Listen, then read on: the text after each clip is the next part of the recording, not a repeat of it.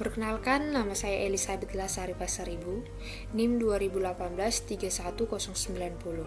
Di sini saya akan menjelaskan bab 3, yaitu Decision Making, menstrukturisasi pola pikir, pada bagian kualitas keputusan.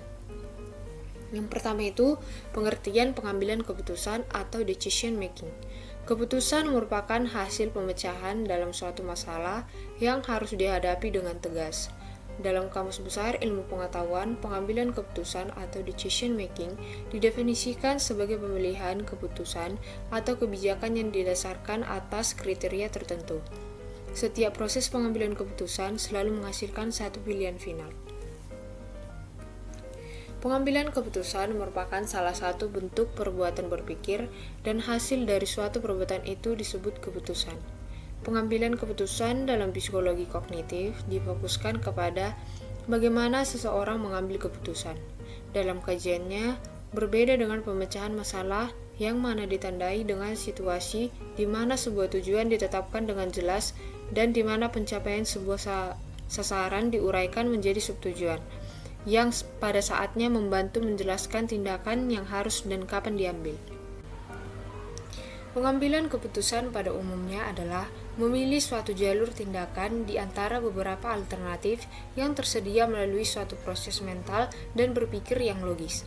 Untuk pengambilan keputusan yang efektif, seseorang harus mampu memprediksikan hasil dari setiap pilihan dan berdasarkan pada semua item tersebut, menentukan pilihan mana yang terbaik untuk situasi tertentu. Pengambilan keputusan harus berdasarkan beberapa tahapan yang mungkin akan dilalui oleh pembuat keputusan. Keputusan dibagi dalam 3 tipe. Yang pertama, keputusan terprogram atau keputusan terstruktur, yaitu keputusan yang berulang-ulang dan rutin, sehingga dapat diprogram. Yang kedua, keputusan setengah terprogram atau setengah terstruktur, yaitu keputusan yang sebagian dapat diprogram, sebagian berulang-ulang dan rutin, dan sebagian tidak terstruktur.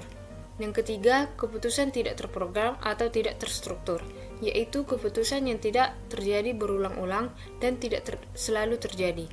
Keputusan ini terjadi di manajemen tingkat atas. Dasar decision making. Yang pertama, intuisi.